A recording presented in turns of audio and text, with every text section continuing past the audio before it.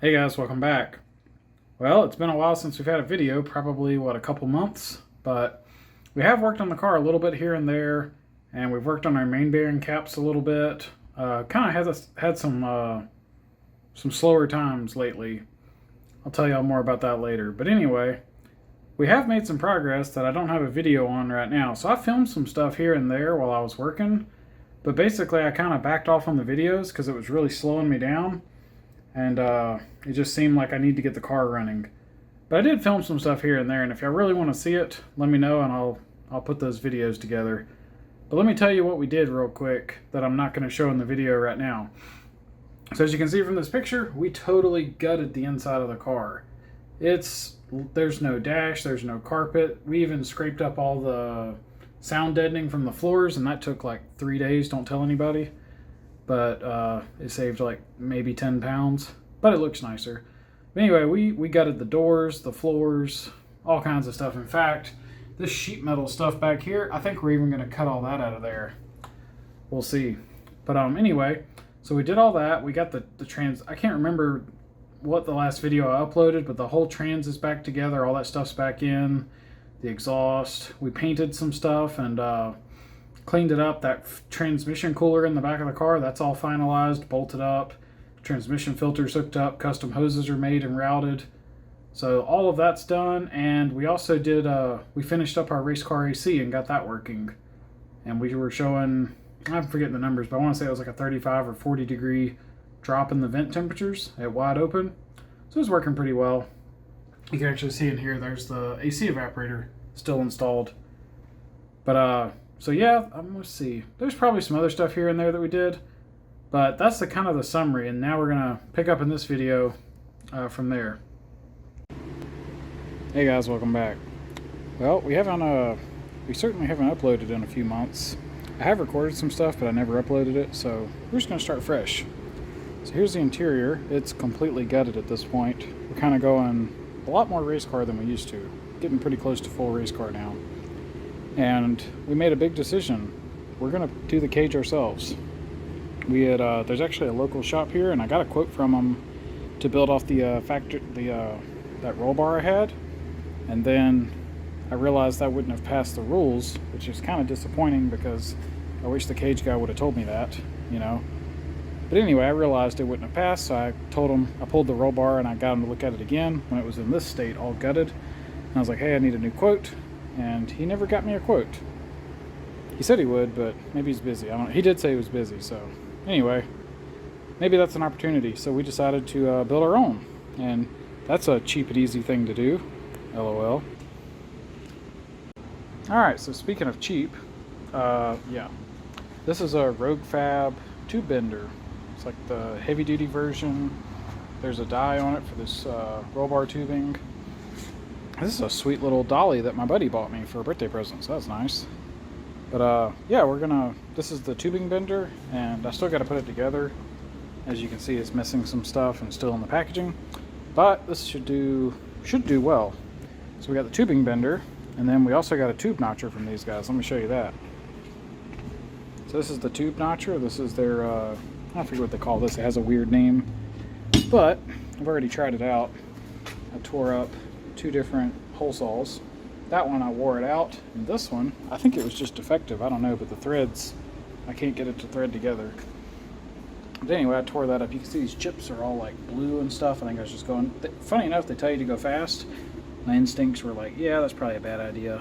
And as you can see, it got dull, overheated, lost its temper, and then it just rubs metal instead of cuts metal.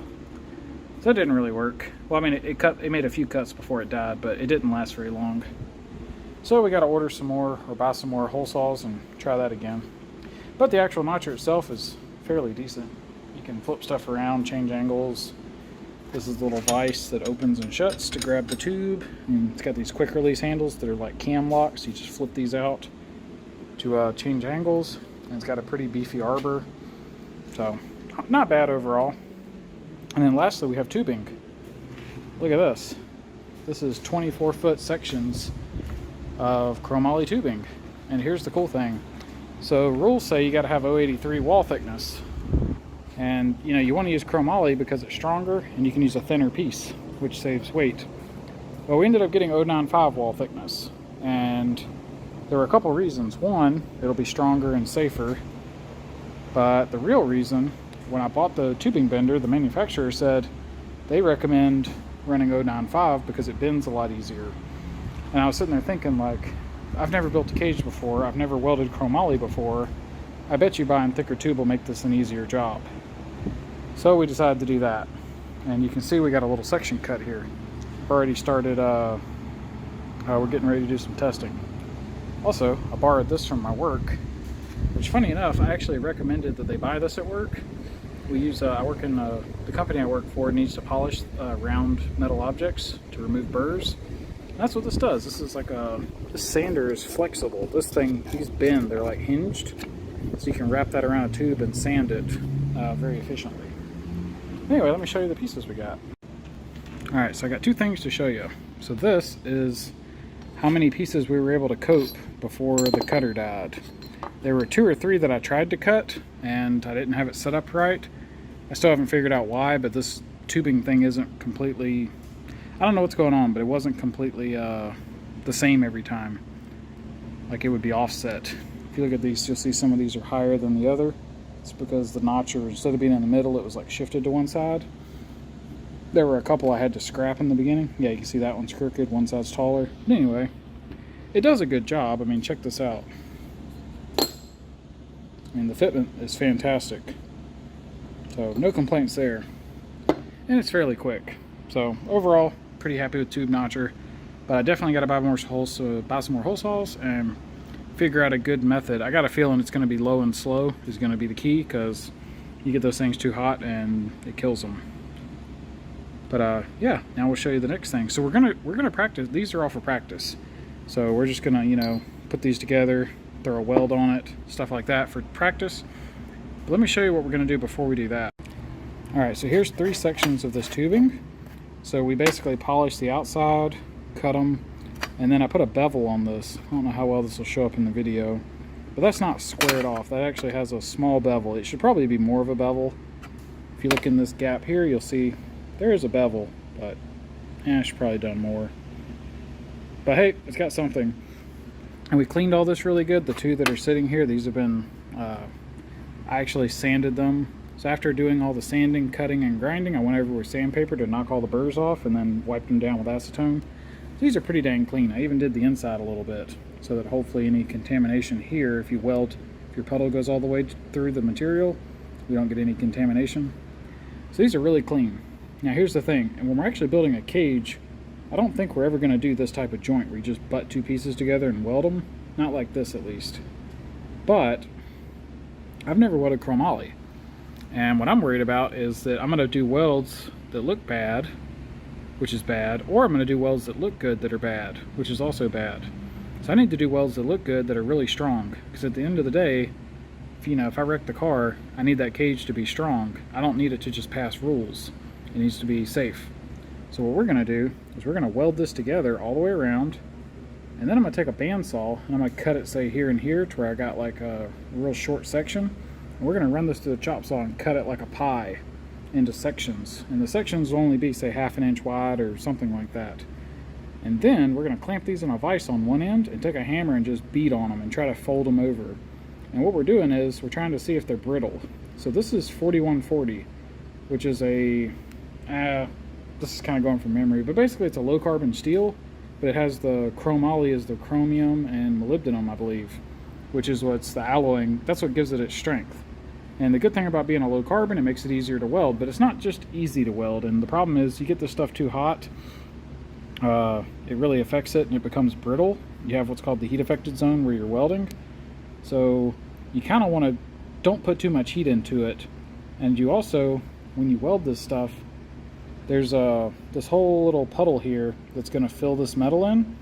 I want this to have a lot of filler in it. That's why I beveled it. In fact, I really think I'm going to do this one is going to be the first one, and I'm going to go back and bevel this one and this one more. And when I weld those together, I'm going to test them. I got a feeling that a bigger bevel will perform better. But essentially, the filler metal that we use, it's rated for like 70 KSI, which is not as strong as the chromoly itself. And the reason we're doing that is you want the filler material to be soft and flexible. So it's going to stick to the material, but the filler itself is soft, and this will allow it to bend without breaking. So it's less fragile, or less brittle specifically. And that's the big worry. That's where people go wrong on cages. You weld them, you weld these wrong, and they look strong, but they're not strong. And like I said, we need stuff that is strong, not stuff that looks strong. So this is all a bunch of testing. Essentially, like I said, we're going to weld this, chop it up, cut it into thin sections, and we're going to fold them over. You know, this will probably get cut into, say, 8 sections. So we'll have 8 samples out of that weld.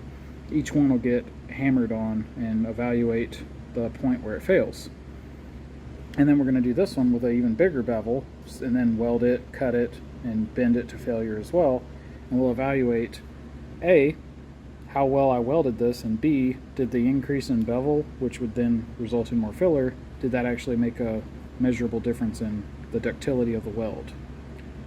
So that's our plan, and this will probably take a while, and we're still kind of getting set up right now, but this is going to be pretty important. You know, I've never built a cage before, and the quality of this is important.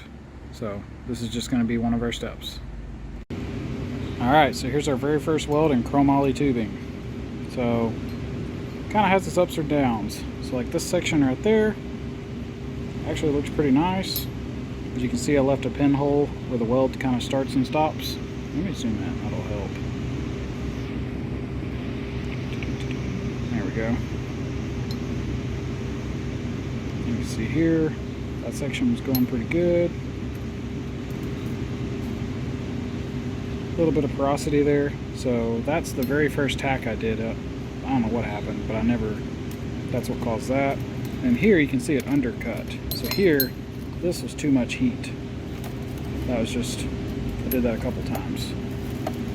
Let's see, there's another one of those pinholes. I gotta work on how to not do that.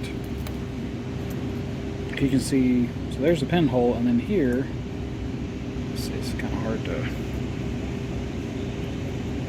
there's a pinhole, and yet I started and stopped there and it didn't leave a pinhole. There's another one. That spot's a little bit too hot. But overall, this actually turned out, for our very first weld, it's not bad. I can tell I gotta practice.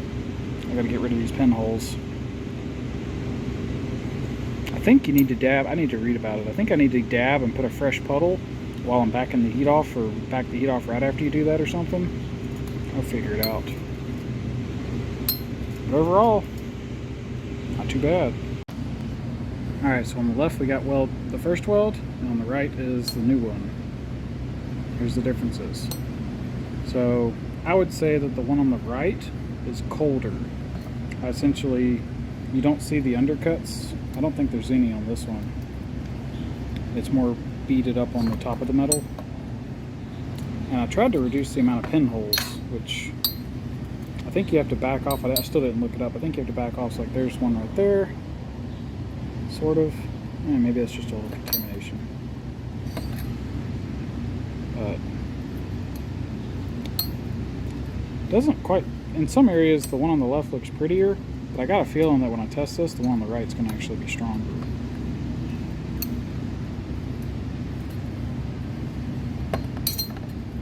Yeah, I can't touch this with my hand. Well, I could, but it's really hot. But yeah, we're letting this air cool. Typically I would just cool stuff off, but I know chromoly doesn't like that. Yeah, see, like all that's undercut over there. There's none of that on this new one. So I bet you it tests better. Also, we beveled that more. So we'll see. Yeah, so one of the things I was mentioning is we're letting it air cool. So pretty much anything I do, I usually just cool it off quickly. With chromoly, it's bad about cracking if you don't do it right. And they say you're supposed to let it air cool or cool off slowly. So we're going to let this rest for the next 10-20 minutes, cool off, and then we'll wire wheel it and probably look at it again, because maybe it'll look a little better when it's cleaned up. And then we're going to get to cutting at it so we can build our test samples.